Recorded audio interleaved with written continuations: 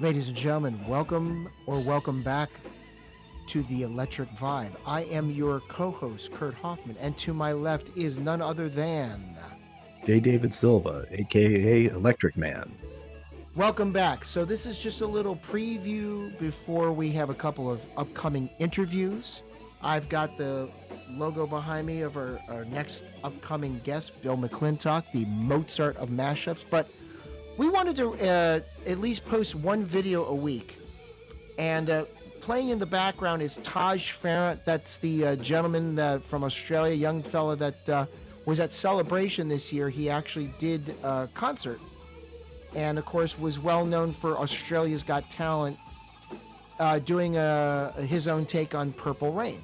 I thought instead of playing copyrighted content, play the future of music doing it. Absolutely, the So future of yeah, music. and that's courtesy of STL Live. That was recorded a year ago. I just wanted to give shout out to that so that people get credit for their stuff. And the logo behind me is designed by Bill himself. He designed this logo and everything, so I'll give shout out to that. All right, Jay. So we got a couple things we wanted to talk about that went over the week. So you want to kick us off? I do. In talking, we kind of decided Mm-hmm. that it was very, very fitting to talk about Purple Rain, seeing as No June doubt. 27th, excuse me, July 27th was Yeah. the 40th anniversary of the release of the Purple Rain movie. So we wanted to kind of give it its due Yeah. and talk about the impact that it's had on culture, the impact Mm-hmm. that it's had on us, the impact that it's had on a lot of the people that we interact with and know, people that worked on the movie, people that were associated with the movie, people that have seen the Yeah. movie, people that have seen Prince, worked with Prince. So we kind of wanted to talk about the movie itself and quite frankly its legacy and what it means to so many of us. Yeah. I mean, I remember. See, now you saw it in real time. I didn't actually see it in the theater. I was still in middle school, and it would have been released. And we were moving from Maryland to Connecticut, your beloved home state, where I lived for 4 years as well, back in the '80s. Um, so I didn't actually see Purple Rain until I rented it on VHS. But you saw it in real time. But I'll never forget borrowing my friend Sherry Cutrofello, now Sherry Colleen. Shout out to you, Sherry. You lent me your cassette in high school of Purple Rain because I liked it. I liked what I heard on the radio, but I don't know that I was completely sold on him. I remember the hype around Purple Rain, but uh, till I actually saw it, did I get it? Sure. And I think for me it was, I'm always fascinated by the progression because obviously I had seen Prince on MTV when they played Prince on MTV. And I When saw they the played music on when they MTV. played music on MTV, right? And I remember seeing, the 1999 video, the Little Red Corvette video, and he was really Yeah. coming into his own Mm-hmm. as a, he was already an established performer, but coming into his own as Mm-hmm. becoming a star, being a star, Yeah. and the ramp up between the time that when Doves Cry was released, and Mm-hmm. then the talk and the hype, and then the album being released, and it skyrocketed to number one, and then Yeah. the movie being released. So there was this electricity, I think, in society, at least Oh in yeah. entertainment, about Prince that culminated with the release of the movie. And for me, I remember hearing people, maybe my parents or some people from that generation talking about when they saw the Beatles in A Hard Day's Mm-hmm. Night. Sure. And I didn't understand it. I didn't understand what they meant by being so moved by it or being so Yeah. taken by it until I saw Purple Rain. And the minute that I saw, the logo, actually what's behind me, the logo Yeah. come on, and you hear that, ladies and gentlemen, the revolution, I was hooked from that moment, because he had this presence. He was captivating. He Yeah. had this lack of a better term, aura around him. And I remember just Uh, going through the whole, and it wasn't fanboy. It was, mm-hmm. I couldn't explain it at the time. Obviously the performances were electric. Yeah. You can say what you want to say about the acting, Yeah. and a lot of it is dated. Let's face it. Some of the Yeah. themes are dated. Some of the acting is Mm-hmm. dated. Some of the plot lines are a little contrived. But Yeah. the music, the energy, and the electricity is something that you just can't deny. And it's a love letter to Minneapolis too, in many ways. It is. Well, there's certain things that were shot in L.A. Like recently, you always learn something new about Purple Rain. I didn't realize that the green rooms were not filmed at First Avenue. Right. They were filmed on a soundstage in L.A., but they made it look like, you know. But I think Dr. Fink, I'd seen a recent interview with Dr. Fink talking about that. With I forget what podcast it was, but it might have been Musicians Reveal With Joe Kelly. with Yeah, I think Joe. it It was. might have Yeah. been Joe. Mhm. Yeah, actually, that's who it was. It was Joe Kelly, your man, our man. And shout out to you, Joe. And he talked about how those were not you know they didn't have the room back there, but you know now thinking about all the different things that they show in Minneapolis, they never say Minneapolis by name. Right. Absolutely. I mean, First Avenue's mentioned, but that's it. I mean, I don't think that people really knew much about the Minneapolis music scene at all. Right, and I would agree with that. And seeing, obviously, I think that First Avenue had opened its doors, I think, in 1970, but it really Mhm. got put on the map in 1984 when Purple Rain came out, and For that's a sure. focal point. So that part about it being a love letter to Minneapolis and Minnesota, I would agree with because Yeah. though they don't mention it by name, you know where Prince is from. He said he would never leave, and he never did leave, and No. he's done for that community, for the culture, for the Sure. economy there was I think also bolstered and helped by the movie Purple Rain. He definitely was a snowbird in the colder months, unless he was recording. But you know, he well, snowbird. If you're living in Canada, that's pretty much a lateral move. But he did with his second wife Manuela. Yep. You know, they did live. He did record and live in Canada, but had houses all over the place. But notwithstanding, I think he definitely as he got older and more reflective. I mean, it was pretty clever of him. I mean, when you think about, you know, the majority of his music uh, that we know and love up till about 87 was recorded in Los Angeles at Sunset Sound Studios, right? Mhm. So he's like, well, I'm spending all this money on recording all this music and having to have people, you know, open up the place at night or people hanging around. Why can't I just have my own place? And have Al Domidio, the guy who designed the studio consoles at Sunset Sound, design my own studio and have something similar, the board that I'm used to using. Why can't I have all that, you know, at Paisley Park? You know, eventually would be Paisley Park, but you know, he definitely, you know, put Minnesota on the map. I mean, not just Minneapolis, but Chanhassen. I mean, who would have ever thought to go to Chanhassen had it not been for Prince? I Exactly. mean, Right. and I always, you know, I know this isn't necessarily Purple Rain related, but the guy's just a genius that he would would boost the economy in this little town, buying up this land, which probably he bought for dirt cheap at that time. Right. You think 87? Who's the hell's buying land out there? Real Nobody. estate back then, right? Really? Right. Right. So all the foresight that he had into that. But I mean, he you know he loved his Minnesota Timberwolves. He loved his Vikings. Right.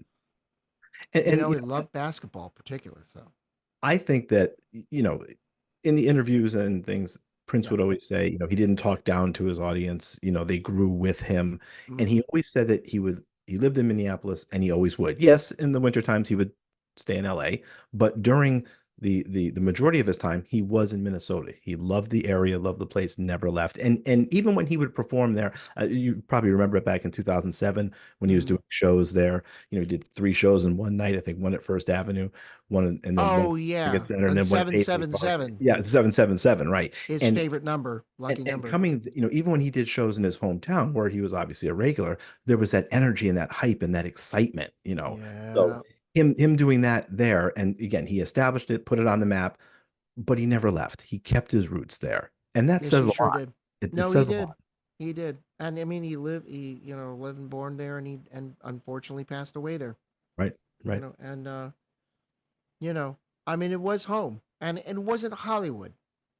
Right. Exactly. He could It be wasn't himself. Hollywood. He could be himself. He could go to the, you know, he could pedal his bike all the way up through Riley Creek Tunnel, and go to what's the coffee place? Oh Lord, I was just there. It was his favorite coffee, a Caribou Coffee, and get a cup of coffee. You know, Yeah, I just think of Tommy, our tour guide at Paisley Park, telling us so many local stories about, Right. where he would like to, where he did his shopping at the Target that he went to. So, So I but mean, born and raised, and he truly never left. no, no, no. But Purple Rain, I just, what a marketing genius. You have the soundtrack that comes out exactly a month before. Hmm. So by the time you get to its release, he had the number one album, the number one song, and the number one movie. And they took a risk. And the management company, Cavallo, Ruffalo, and Fargnoli, get a lot of credit because here he's an untested, untried commodity. Never been in a movie before himself. I mean, videos, okay, but that's not doing a movie. Right, right. Not But a feature length film. there's that one up, and there's that one upmanship that you have to. Okay, Michael Jackson's doing these videos, aka short films, like Thriller. I got to do something better than that. I got to do a whole damn movie. Right, right. And he did. And the thing that, it wasn't supposed to work, right? I mean, Nope. you're right. He was not the superstar. He goes to his management company and said, and I've heard the rumors, and maybe the stories are true. I'm not sure that if they couldn't secure him a movie deal, he wasn't going to He re-sign with wasn't gonna them. he wasn't gonna resign them. Yeah, And so they he ended had a up year doing left on his that. contract. And at that age, he was 26 years old, in Mm-hmm. 1984, 25 in Mm-hmm. 1983. And we're Mm-hmm. going to do a movie. We're going to send, the associates to dance classes and acting classes. We're going to have a whole movie. I'm going to write the entire score. I mean, I can't imagine what that pressure was like, but just to have the fortitude to go ahead and do it and to make it work and work to the extent that it did. It was what, $7 million budget, and it ended up grossing over $70 million in the theater. And they wanted John Travolta to be Prince. Can you imagine? No. That just but here's the things going on behind the scenes. The movie that almost didn't get made without its leading lady. I mean, Vanity was to have been in that and would have been a whole different movie at that time Right. had they not found Apollonia at the nth hour. So a lot of shout outs have to go and praises that go to Apollonia Cotero because Right. she saved the movie and gave Save a the movie. different Right. energy to it than perhaps we'll never know with Vanity. But Denise Matthews, may she rest in peace. But God rest her soul. um, and not passing that far away from when passing away just months before Prince passes, right? Right. In February, 2016. while Yep. he was on tour in Australia or New Zealand, maybe. But uh, and then your rivals, the time Morris Day and the time, he basically had fired Jimmy Jam and Terry Lewis, so he's got all these replacement, members put in the band: St. Paul Peterson, Rocky Hubbard. Yep. Who am I missing in there?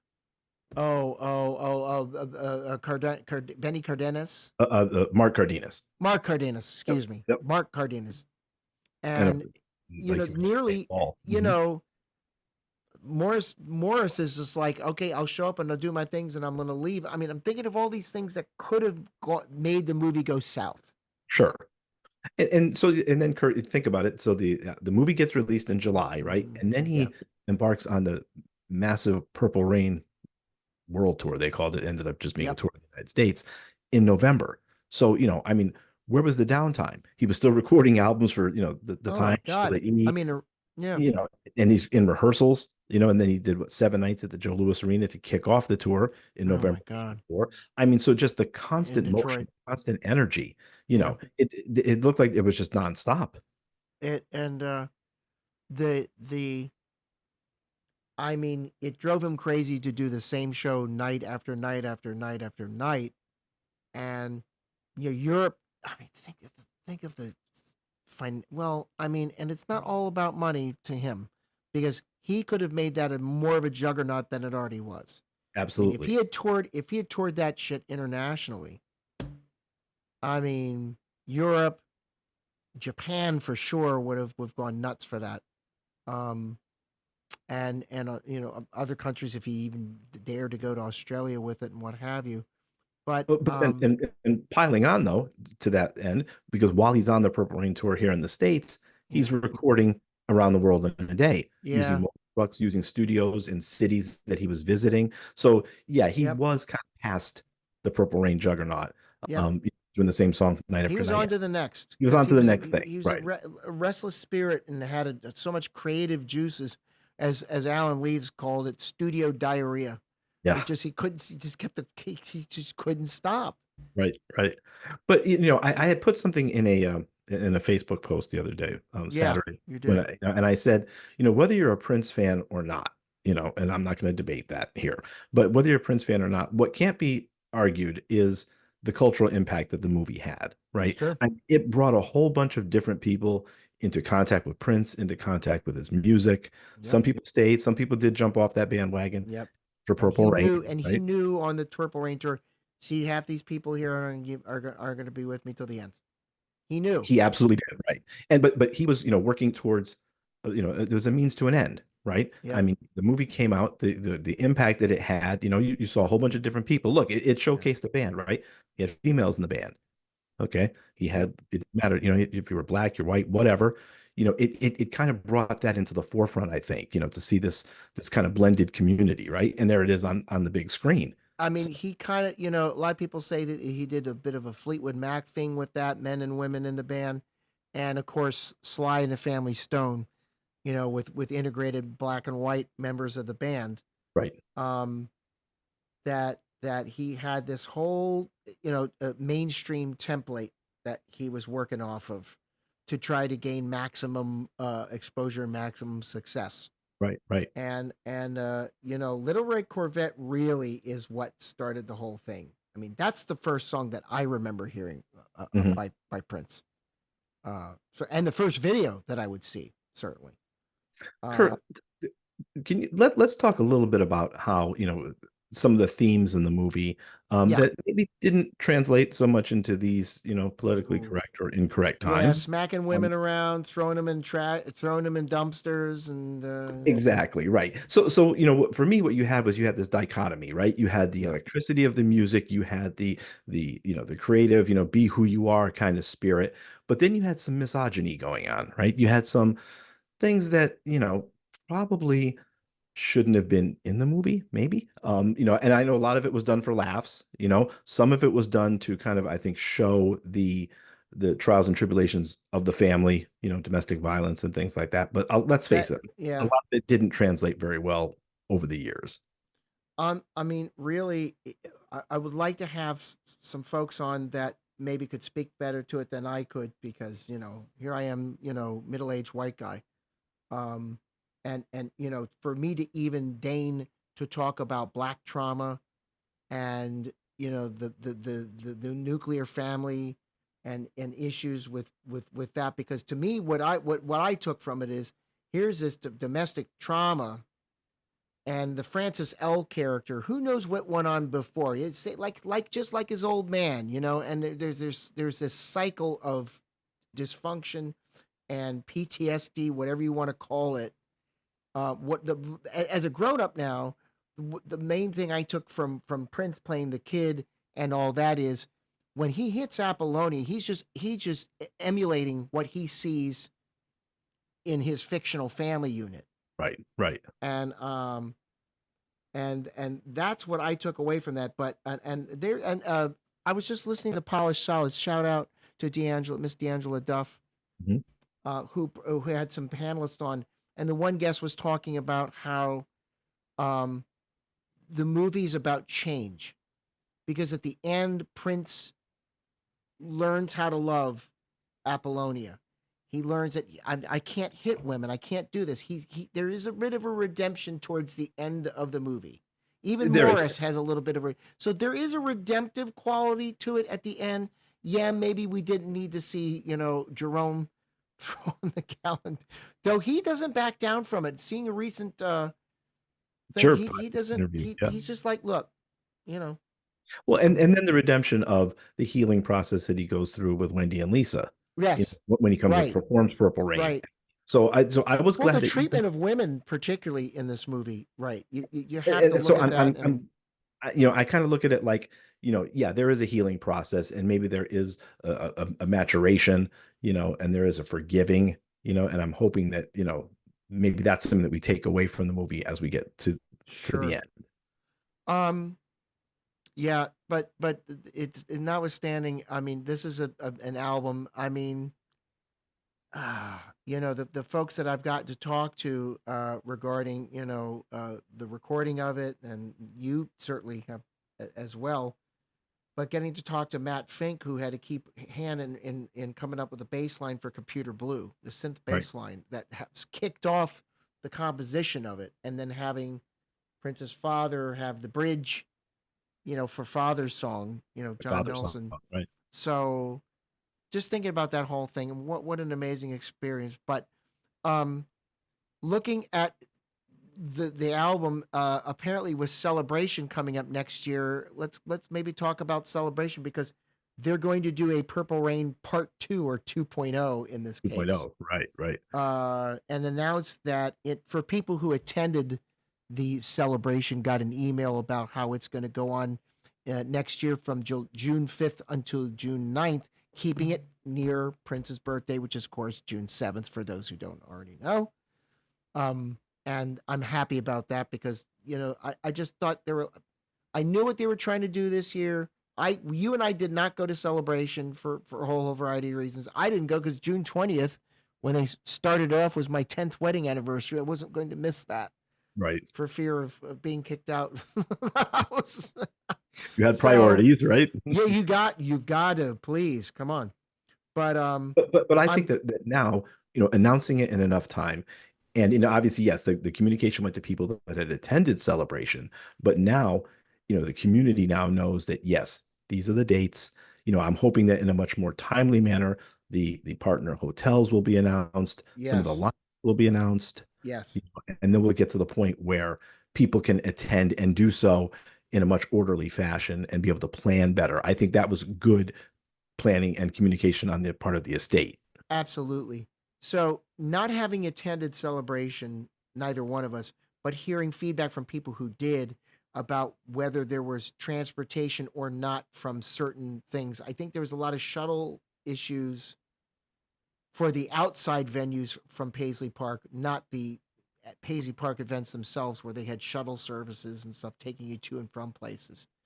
Right. Um, and whether you were in the VIP Gold section or the VIP Purple section, VIP versus general admission, the pricing of everything, and then I guess I don't know whether sales were what they thought they were going to be, but then they had this last minute, oh, now we have, single ticket prices. You can get tickets for, this, that, and the other thing.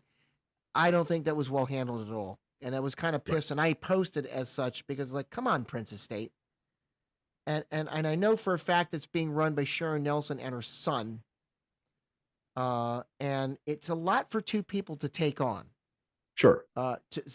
Something like this. And I guess Lundell McMillian and is it Charles Spicer? I believe so. Yeah. Yeah, that are running this thing. I'm glad. It sounds to me that they're going to try to do a kind of a redemptive thing with this version 2.0. But the fact that we're going back to Purple Rain for this next celebration, speaking of around the world a day, which you mentioned, um, I guess in a way it kind of makes sense because Around the World in a Day was written and recorded while they were on tour with Purple Rain. Right. I Right. hope there is some kind of celebratory narrative for Around the World in a Day because that album definitely needs to be celebrated. I hope that they can kind of have a transition thing. Okay, we've got the Purple Rain stuff in here, but here's a little bit of stuff from, I know they've had his cloud outfit on display and the shoes Right. that went with it. I've seen it. I've seen the outfit. And But I think that would be practical because if you think about it, it's also in the spirit of Prince, right? yeah, He always said, I don't look back. I worked on something, I took it as far as I could go, yeah. and then moved on. And we all know, we've heard the stories that it was a concerted effort on his part that he was not going Nope. to do He was not going to Purple Rain duplicate. 2, right? No. He was going to go in a whole other direction. I think in one of the interviews, I believe it was the one with Neil Carlin, Mm-hmm. where he said, Yep. do you know how easy it would be just to start off a new album with the guitar solo that ends Let's Go Crazy, on the new album? And he Yep. took things in a totally different direction. But that Yep. was the spirit of who Prince was. Sure. So to your point, maybe if there is like a little bit of a coda, onto the Purple Rain Yeah, I hope celebration, so. a little I bit of, hope so. a little bit of around the world in a day. It would be just practical. And just thinking, The only song that really that sounded like it was recorded on Purple Rain was Temptation, Temptation, because he's right? got that whole guitar with the octave pedal, kind of sounding a little like When Doves Cry a little bit. But that's the one song, if anything, sounded to me like it could have been on Purple Rain.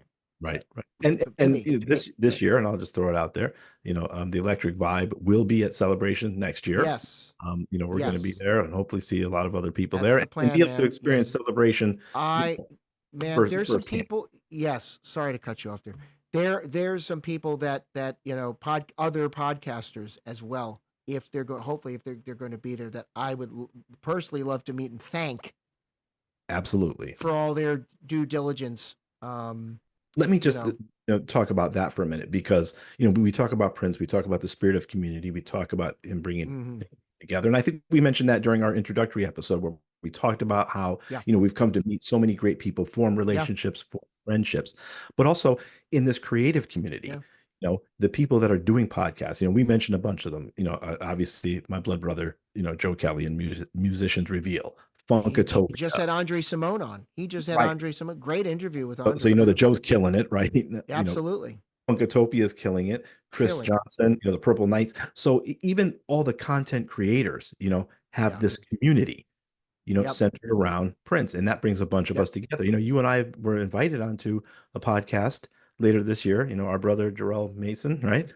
Yes. Oh And yeah. Right. if I said the name wrong, forgive me. But it's that type of spirit of community, even in between content creators. We're not rivals. There's enough for everybody to go around, but we're all kind of brought Absolutely. together by this common theme of community and Prince. Yep. Yeah.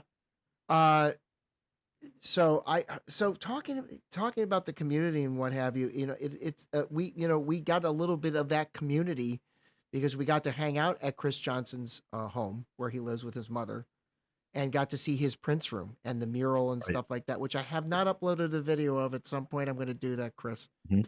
But that was a sanctuary, man. I It mean, really was. he oh my god. And Uh well, and then going to see, DJ Michael Holtz, yeah, I was just going to when we mention. walked into his studio, and seeing the things that he has in there. And obviously, he worked at Paisley Park, still does Right. things for Paisley, events for Yep. Paisley Park, Yep. worked with Prince, was there with Prince Yep. DJing, things like that. But seeing, Yep. his whole setup and seeing the the the things that he has in his collection, so we Yep. also bonded over that. So that's another content creator, albeit in a different manner, that we were introduced to, you first were introduced to by this love of Prince, or by, Yeah. even if you only heard Yep. about peripherally through Yeah. Purple Rain, Yeah. look at the people that it's brought together. Absolutely. Absolutely. Um and I'm looking forward to going back and hope, and he goes to Celebration. His sister comes with him. Paul, Mhm. whom you did not get to meet. Paula, love you, honey. Shout out to Paula, She's right? a sweetheart. Got to meet her husband. Yep, yep. Didn't get to meet her. Um so yeah, and looking ahead to that, hopefully we'll know more about the details coming up, since this is going to be a little bit more deep dive into Purple Rain. I feel like this year with the estate, though, I have to say there's a lot of missed opportunities. A lot of us were kind of hoping for maybe some kind of super deluxe set Yep. that might have included. I mean, I know they have the 4K version of Purple Rain out there, which is great, and I've seen people, and there have been screening celebrations. Oh, I did want to mention, yes. So they had the Purple Rain screenings both separately at Paisley Park, but they had it at the Target Center, and I want to mention the Target Center because that's where they announced that Prince has been inducted into the Songwriters Hall of Fame. Well, and well I deserved. and very well deserved. But that's where they decided to make the announcement, and I thought that was a really classy Classy move. Yeah. move. And I think Sharon Nelson was involved in that ceremony of receiving the award and what have you. But I wanted to mention that I knew there was something else I didn't write down before we came on and recorded this, and that was the one thing, was that he got into the Songwriters Hall of Fame. So great for Prince. Great for Prince fans, great for the Songwriters Hall of Fame. Great job in coordinating that to coincide with the 40th anniversary of Purple Rain. I thought that was Right. cool. Yeah, Yeah, absolutely. but hopefully, maybe for Purple Rain Celebration 2.0, we'll get some kind of super deluxe set because I know when Prince passed, we got that, um, you know, 2017, we got that, you know, deluxe version of Purple Rain, which had, you know, it did have the Live in Syracuse, but not done in the Blu-ray format, done in the DVD format. And we had a bunch of tracks, included B-sides, some unreleased stuff, Moonbeam but levels, not. like intercourse, Dance Electric. Yeah, a lot of things he recorded. Yeah, yeah, yeah. Dance Electric's my favorite, actually. um, so yeah, hopefully we see something along those lines. And if they included Around the World in a Day there, it wouldn't hurt my feelings because again, I feel like those are kind of companion albums. I mean, it's different narrative shift on Around the World in a Day, and many friends would argue and probably comment, it deserves its own super deluxe thing. But I'm like kind of like, yeah, but it was recorded on the Purple Rain tour. For Right. for me, there's I don't know. That's just whatever they do. I hope we get all the stuff remastered and on its own. I thought that Love Symbol was going to come out in Super Deluxe because you've seen stuff about that. Right, right. There's been some hints and some things dropped about that, and I thought that that was going to be the next one, but you really never know, right? No, you don't. And Well, maybe we could until talk there's a to our fall. one of our next upcoming guests about that. Maybe he knows something we don't know. That's right. There's a little teaser. So there's a teaser for you. Yeah, you want to get to who our guests are going to be coming up soon? I At least do. the two that we have. Yeah, I know we have some that we don't want to reveal yet, but there's a really cool guest that we've been Jay in particular, has orchestrated. But so behind me, everybody's like, okay, the graphics here. What's up? You're talking about Prince. You're talking about stuff, but Kurt's got a different graphic up here. Well, this is the design by the guy himself that we're going to have on, and that's Bill McClintock. McClintock Mashups. So I'd say about 6-7 years ago, he made an impact on YouTube and social media, and he does these mashups where he takes vocals from, like, say, a soul artist, or let's say Michael Jackson, and then has Michael Jackson singing something, and then Judas Priest is the background accompaniment. Sometimes making a duet out of stuff that you never would have put the two and two together. Uh, he eventually got himself on the map when he took Marvin Gaye's version of "I Heard It Through the Grapevine," and then glam metal band Rats music for Round and Round. Round, right? That goes back to my middle school days. um, and it works perfectly. So he's got this talent of taking songs in the same key, similar tempo, speed, and makes these mashups uniquely his own. And very talented guy, and he's out of Pittsburgh, Pennsylvania. He's wife and two kids. Bit of an introvert. He's never in a band or anything like that. But he has these videos. He's got about 420 some thousand subscribers, and I'm surprised he doesn't have over 1 million. Right, You and I right. have talked Whatever. about this and That's commented. This guy's absolutely brilliant. Um, yeah, and, I and, and know we're one calling per we're calling him the Mozart of mashups, right? we are calling him the Mozart of mashups. I know some people call him the Michelangelo of mashups, which is great too, because he not only does the audio part of it, but he takes iMovie software and does the video to sync along with it. With the different artists that he mashes up. So we're going to talk to him about him, his background and what have you. But give me a little taste of what we got coming up there with Bill McClintock. I can't wait to talk to him. He seems such a nice guy. I've seen a couple of interviews that he's done, and just seems like a real great guy. And he's only 5 hours away from Right. me So anyway. you never So know. maybe we can meet up with him at some point. Right, right. Even though he's a Yinzer and probably a Steelers fan, but that's okay. Won't hold it That's against okay. him. We're not going to hold that against him, right? No, no, no, no, no, no. I need to visit Pittsburgh. It's been a minute. It's been a minute. So they've got so many bridges over there. Oh Lord Jesus, bridges everywhere you go in Pittsburgh. But great downtown nightlife scene. I understand the bar and the restaurant scene there is just fantastic. So I would like to go. We'll have to make that a road trip, brother. We'll have There to we make go. that a Right. road. I'm We I'm can I'm down. we can do that. So so then after that, and these are two back to back interviews. We're videoing, recording. I guess just say recording. We can't say filming. We can't say taping. We'll probably say I'll probably say that on occasion because of our age and station, you know. Right, right.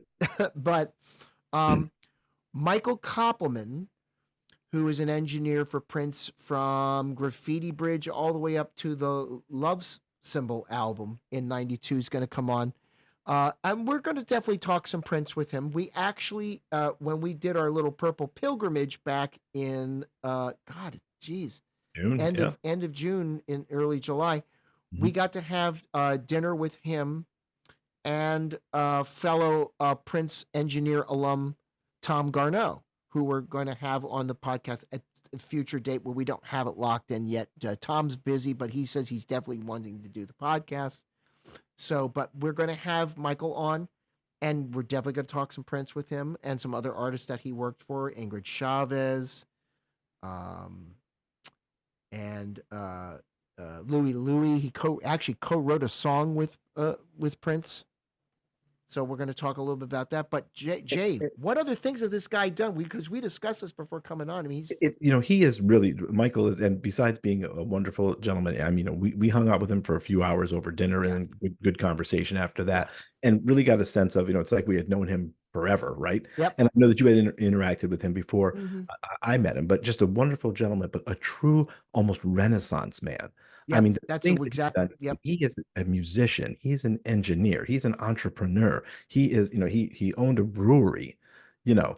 He And got a so degree in astrophysics. in astrophysics, I mean, just the things that he has done and the wealth of experience that he has. Yes, we're going to touch on Prince, and that's going to be very important. But there is so much more to this gentleman than that, and I'm just excited to talk to him about his overall experiences and just a nice, down to earth individual. So Yeah. I'm just excited to have that conversation. But he enjoys talking real shit because like Yeah, you could talk abortion. I mean, he has some hot. He does not shy away from hot button topics. On his own website, Low Life, LOLIFE. I'll have a link for it later when we actually interview him. This is just our preliminary, what's been going on here with us and who we're right. going to talk to and events happening But we recently. do, yeah, and those are two upcoming episodes. But Kurt and I have been hard at work, securing interviews and dates, and we're still doing a lot of scheduling now with a lot of dynamic guests. And like we talked about in our Yeah, introductory interview, this is not just going to be entertainers. We no, are having conversations now with business people, local business people, a lot of people in the entertainment industry, some big surprises coming up, but other, people, executive protection, education, fashion, finance, um, you know, uh, comedy. comedy, right? Event planning and production. Yeah, We really are working diligently to secure these interviews and to come up with yeah. our schedules. And it's, so we have these two that are coming up, but there's going to be so much more content Oh yeah, coming up. Appreciate you guys hanging in there with us. yeah.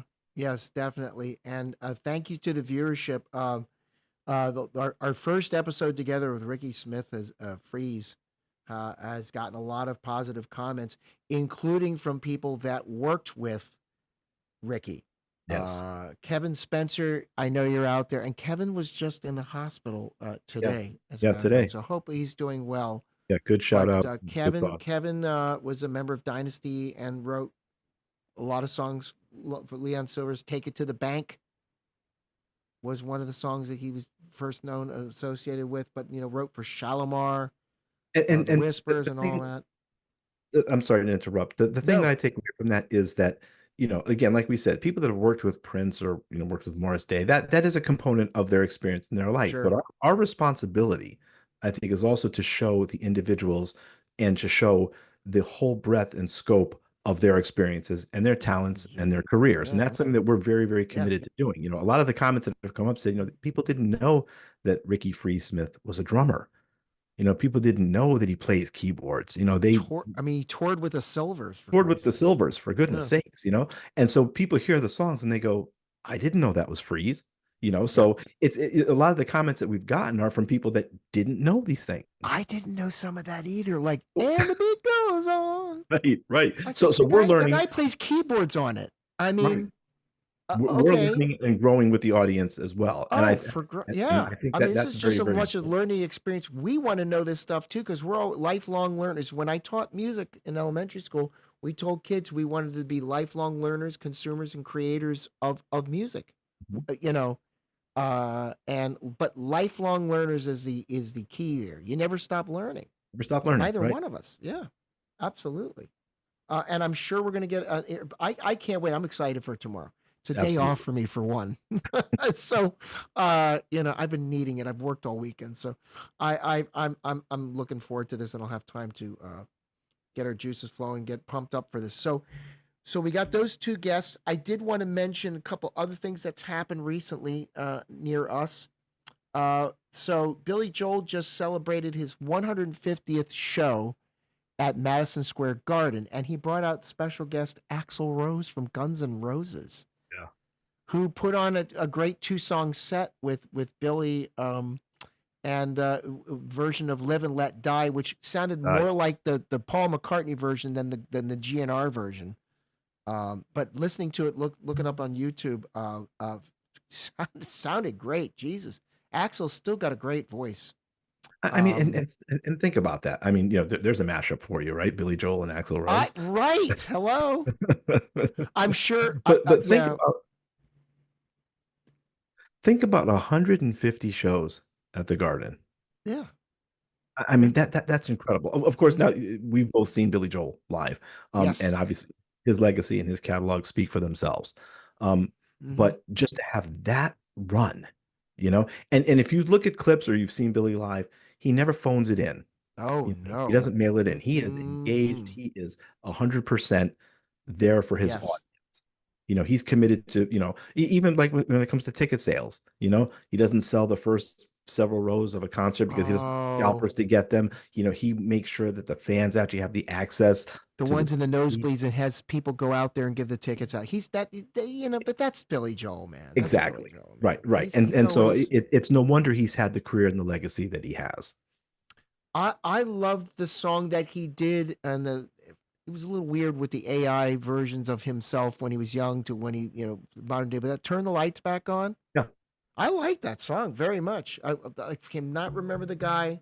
Maybe we should get the guy who co-wrote that song with him on, because there's a guy that convinced him he should write another song. I hope he does more because I loved that song. I mean, it just fit right into the classic canon of the body of work that it did not disappoint. Right, right. So And let's face it, Billy doesn't need the money, right? He doesn't need to be out there no, doing he that. I doesn't. get, the garden is close enough to where he lives. I get that. But, I always got the sense that he's out there just for the love of the music Yeah, and the love of the fans. absolutely. Yep. And he's had his ups and downs like us all. You Sure. know, substance addiction and stuff like Marriages that. But and he's all that. Yep. oh yeah, but and I actually saw his daughter open up for Sarah Bareilles, Alexa Ray. Alexa Ray. Yeah, yeah. Yes, I've actually seen her play. So so he's got a little chip off the old block there. Mhm. That was a couple of years, 2009, 2010, somewhere around there. Um, Sarah Bareilles, another person I'd love to get on the show. Talk about her songwriting process and her Broadway musical Waitress. Oh man, that's okay. That's a little side note Right, there. right, right. Um, but so that and then the Olympics are going on. I know there's a lot of hoo ha. People were up in arms about this whole opening ceremonies. People thinking that it was lampooning the Last Supper. It Yep. was recreating the Bacchanal of. It was anyway. It's just ridiculous, but But again, another reason why we do what we do, because we foster yep, communication, and communication yep, fosters community, right? So, and I think I community. said it in our first episode, we're going to talk about subjects that we're not always going to agree on, right? And there has been a lot of conversation about the opening ceremonies. Was it blasphemous? Was it, and Bring that up to Mike Koppelman. oh Really, yeah, bring it. Oh, I listen. If the man's got an opinion and worth listening to, it'll be out so we're there. going to be communication. That's what we're going to call our Communication, I brand like of that. Right, communication. That's what we're going right. to do. See, that is just right off the spot there. like I've reinvented the wheel or something, right? Right, No, I right, haven't. But that's what we're about: community and communication. So right. communication. Communication. Sounds like we're How's that? taking a vacation. I don't know, but Right. anyway. But I digress. But I digress. So that's all we got to look forward to. So I'm going to put this out probably with a few bells and whistles. I'm just going to put this out, and if you like what you hear and see, um, come join the fun. Hit the like and subscribe button. Hit the notification button the next time you get another episode out. Uh, like Jay said earlier, we've got a lot of exciting guests, really, uh, and ones that are out there and very noteworthy right now. Uh, I'm thinking of one in mind. You already know where I'm going with that. But Absolutely. but then we have some other guests that we actually had somebody that hit Jay up and say, "Hey, I'd love to come on your podcast. When can I come on the podcast?" So I was like, "Sure, come on. Absolutely. Yeah, if you We'd want to be love to on, have you on." that's right. Would love to have you on. Just shoot me a Yep, private message, shoot yep, us a private message, and we'll start talking. yep. All right. On behalf of Jay and myself, thanks for coming back. And Jay, take us out with our closing line. Thanks, everyone. We're going to see you again real soon. And remember, when the universe comes knocking, make sure you answer that door. Peace.